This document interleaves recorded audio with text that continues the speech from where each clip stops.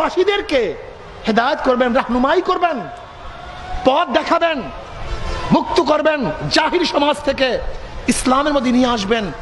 এর জন্য তো এলেম শিক্ষাকরণ করার জন্য আসছেন। আপনাকে আল্লাহ বলে নাই যেখানে এলেম শিখছো ওখানেই বসে দাও। বলে ইনজুর কওমাহুম ইজা রাজাউ ইলাইহিম, কওমের কাছে যাও, কওমকে পথ প্রদর্শন করো, কওমকে ডাকো, কওমের সাথে মেলামেশা করো। সেখানে শুধু কেন কলেজ ইউনিভার্সিটির ছাত্ররা বাধা দিবে, সেখানে মাদ্রাসার ছাত্ররা থাকবে না কেন? এরা আসবে না কেন? এই দায়িত্ব তাদের ছিল, এই কাজটা তো তাদের, এই সমাজকে পরিবর্তন করার দায়িত্ব তাদের, আলেমদের, তোলাবাদের। কেন আসছে না? কেন আসতে পারতেছে না? নিশ্চয়ই কোনো এক জায়গায় গলত আছে, নিশ্চয়ই কোনো এক জায়গায় ভুল আছে। আমার নবী আলাইহিস সালাতু ওয়াস সাহাবায়ে কেরাম রিদওয়ানুল্লাহ আজমাইন যেখানে যাইতেন সেই সমাজটাকে পরিবর্তন করতেন, যেই দেশে যাইতেন সেই দেশটাকে পরিবর্তন করতেন, যে এলাকায় যাইতেন সেই এলাকাটাকে পরিবর্তন করতেন। অথচ আমরা এলাকায় যাই, এলাকার কেউ আমাকে চিনি না। বহুত বড় বুজুর্গ আপনি, আমরা সাতার বুজুর্গ। যদি আপনি কম নিয়ে চিন্তা না করেন, জাতি নিয়ে চিন্তা না করেন, ফালাউলা নাফারা মিন কুল্লি ফিরকাতিন মিনহুম তাইফাতুন লিয়াতাফাক্কাহু ফিদ-দ্বীন ওয়া লিয়ুনযিরু কওমাহুম ইজা রাজাউ ইলাইহিম লাআল্লাহুম ইয়াহযারুন। যে এলাকার থেকে যাবেন, যে কওমের থেকে বের হবেন, সেই কওমে গিয়ে সেই কওম ভাষাতে কওমের কোনো পরিচয় নাই। তুই বড় আলেম, বহুত বড় মুহাদ্দিস, আজীব। জনাব মুহাম্মদ রাসূলুল্লাহ সাল্লাল্লাহু আলাইহি ওয়াসাল্লাম হিলফুল ফুজুল কখন করছেন? হিলফুল ফুজুল কি নবুয়তের পরে করছেন? এটা নবুয়তের আগের ঘটনা। কাদের কি করছেন? নবী আলাইহিস সালাতু ওয়াস সালামের নবুয়তের আগে কেউ কি মুসলমান ছিল? কেউ কি মুমিন ছিল? তো হিলফুল ফুজুল সংস্থাটা করছেন কাদেরকে নিয়ে? মুশরিকদেরকে নিয়ে, কাফেরদেরকে নিয়ে। কেন করছেন? কোন মুসলমানদের উপর জুলুম হয়েছে তার জন্য করেন নাই। এক গরিব ব্যক্তি সে মুশরিক, তার উপরে ওই এলাকার ধনীরা জুলুম করার কারণে সে দুঃখের কবিতা বর্ণনা করতেছিল, আবৃত্তি করতেছিল। এইটা দেখার পরে জনাব মুহাম্মদ রাসূলুল্লাহ সাল্লাল্লাহু আলাইহি ওয়াসাল্লাম ওই বেঈমানদেরকে, জালেমদেরকে প্রতিহত করার জন্য, গরিবকে সাহায্য করার জন্য তিনি হিলফুল ফুজুল করেছিলেন। আপনি কি মুসলিমের মধ্যে রওয়ায়াত দেখেন নাই? নবী আলাইহিস সালাতু বলেছেন, আজও আমার মনে চায় সেরকম হিলফুল ফুজুলের মতো কোনো সাহায্য সংস্থা যদি আসে, আমি তাদের সাথে এখনো কাজ করব। এইভাবে নবী আলাইহিস সালাতু ওয়াসসালাম কথা বলেছেন।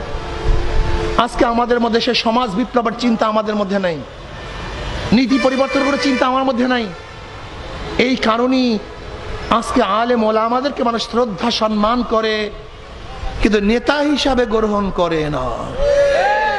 আল ইনসান আব্দুল ইহসান, আল ইনসান আব্দুল ইহসান। মানুষ ইহসানের গোলাম, মানুষ ইহসানের গোলাম। আপনি যাকে ইহসান করবেন মানুষ ইহসান ভুলতে পারে না।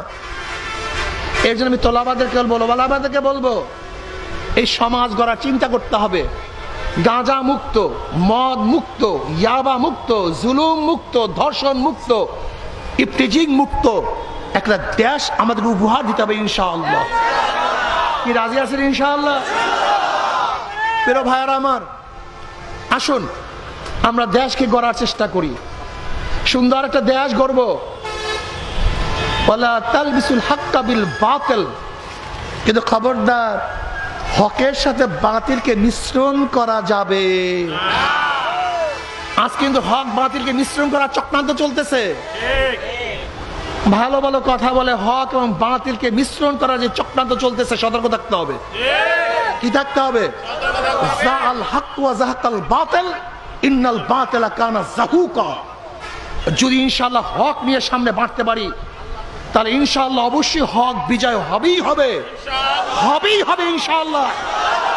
হককে কেউ বাধা দিয়ে আটকিয়ে রাখতে পারবে? কি রাজি আছেন ইনশাআল্লাহ? উদখুলু ফিস সিলমি কাফা, পরিপূর্ণ পরিপূর্ণ ইসলামের মধ্যে প্রবেশ করতে হবে। আংশিক না, আংশিক না, আংশিক না। আল্লাহ পাক কালামে পাকের মধ্যে ফরমান, ওয়ালা তামুতুন্না ইল্লা ওয়া আনতুম মুসলিমুন। খবরদার মুসলমান না হইয়া কেউ মরবা না। এক জায়গায় বলছেন উদখুলু ফিস সিলমি কাফা, পরিপূর্ণ ইসলামের মধ্যে প্রবেশ করো। অন্য জায়গায় ওয়ালা তামুতুন্না ইল্লা ওয়া আনতুম মুসলিমুন, খবরদার মুসলমান না হইয়া কেউ মরবা না। যদি মুসলমান না হইয়া কেউ মারা যাও, মওয়াত ইমানের সাথে হবে না, কবরের মধ্যে নাজাত পাবা না, আযাব শুরু হয়ে যাবে। জনাবে মুহাম্মদ রাসূলুল্লাহ সাল্লাল্লাহু আলাইহি ওয়াসাল্লাম ফরমান, কোন নাফরমানের কবরের দুই পাশের মাটি এত জোরে চাপ মারবে, চাপের চড়ে এক পাঁজরের হাড্ডি আর এক পাঁজরে লাগাইয়া ফলাইবা, আল্লাহ মাফ করিয়া দাও। যদি মুসলমান না হইয়া কিয়ামতের ময়দানে উঠো, আরশের নিচে জায়গা পাবা না, সূর্যের গরমের নিচে অবস্থান করতে হবে, আল্লাহ মাফ করিয়া দাও। রওয়ায়াতের মধ্যে আসছে সূর্যের গরমে নাফরমান ঘামাইতে ঘামাইতে ঘামাইতে ঘামাইতে কাউর ঘাম হাঁটু পরিমাণের হয়ে যাবে, কাউর ঘাম মাজা পরিমাণ হবে, কেউ ঘামের মধ্যে সাঁতরাইতে থাকবে। আল্লাহ আমাদের সবাইকে মাফ করিয়া দাও, সবাইকে ক্ষমা করিয়া দাও। কিয়ামতের ময়দানে যদি মুসলমান না হয়ে ওঠো, ইউরাফুল মুজরিমুনা বিসীমাহুম ফায়ুখাযু বিন-নাওয়াসি ওয়াল আকদাম।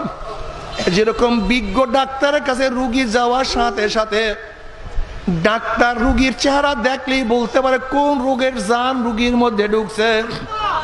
যদি কিয়ামতের ময়দানে গুনাহ মাফ না করে ওঠো, ফেরেশতারা নাফরমানদের চেহারা দেখলেই বুঝতে পারবে কোন ধরনের গুনাহ করিয়া নাফরমান কিয়ামতের ময়দানে উঠছে। যারা বেনমাজি নামাজ পড়বে না, তাদের চেহারাটা কিয়ামতের ময়দান আলকাত্তার মতো কালো হয়ে যাবে।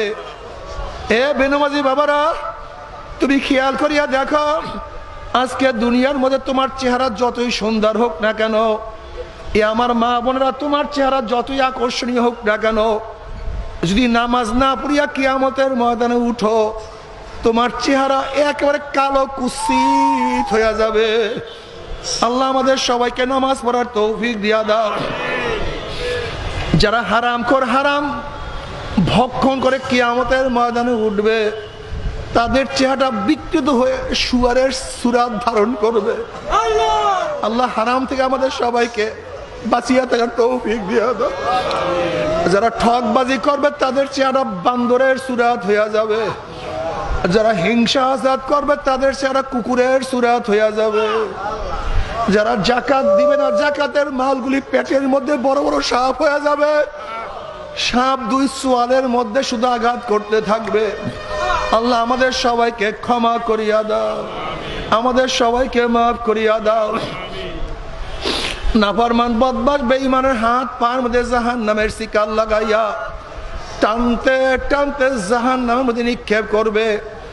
জনাব মুহাম্মদ রাসূলুল্লাহ সাল্লাল্লাহু আলাইহি ওয়াসাল্লাম সাহাবায়ে কেরাম রিদওয়ানুল্লাহি তাআলা আলাইহিম আজমাইনদেরকে নিয়ে বসা। হঠাৎ তিনি আওয়াজ পাইলেন।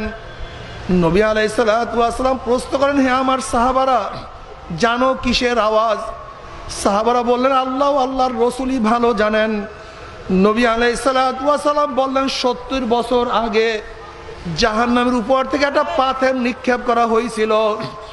আজকে 70 বছর পরে সেই পাথর জাহান্নামের নিচে ঠেকছে। এই মাত্র তার আওয়াজ তোমরা পাইছো। যখনই জাহান্নামের উপর থেকে নাফরমানকে লাথি মারিয়া ফালাইয়া দেওয়া হবে, 70 বছর পর্যন্ত নাফরমান জাহান্নামের নিচে যাইতেই থাকবে, যাইতেই থাকবে, যাইতেই থাকবে। আল্লাহ তুমি আমাদের সবাইকে মাফ করিয়া দাও। কিন্তু যদি মুসলমান হইয়া কবরে যাও, রওজাতুম মিন রিয়াজিল জান্নাহ, কবরটা জান্নাতের বাগিচা হইয়া যাবে। যত দূর তাকাবা তত দূর ফাঁকা হইয়া যাবে। জান্নাতের সাথে সুরাক হইয়া যাবে, রাস্তা হইয়া যাবে। জান্নাতের নাজ নিয়ে আমাদের গোটা কবরটা ভরিয়া যাবে। আল্লাহ তুমি কবুল করিয়া নাও। আমার মাওলা কিয়ামতের ময়দানে ডাকিয়া ডাকিয়া আরো সে নিচে জায়গা করিয়া দিবে। আল্লাহ তুমি কবুল করিয়া নাও। আমল নামার ডাইন হাতে পড়িয়া যাবে। আম্মা মান উতিয়া কিতাবাহু বিয়ামিনিহি ফায়াকুলু হা উমুকরাউ কিতাবিয়া। ইন্নী যানানতু আন্নী মুলাকিন হিসাবিয়া ফাহুয়া ফি ঈশাতির রাদিয়া ফি জান্নাতিন আলিয়া কুতুফুহা দানিয়া কুলু ওয়াশরাবু হানিয়াম বিমা আসলাফতুম ফিল আইয়ামিল খালিয়া। আল্লাহ কবুল করিয়া নাও। চেহারাটা নূরের আলোকিত হয়ে যাবে, ডাইনে বামে চারিদিকে শুধু নূর আর নূর থাকবে।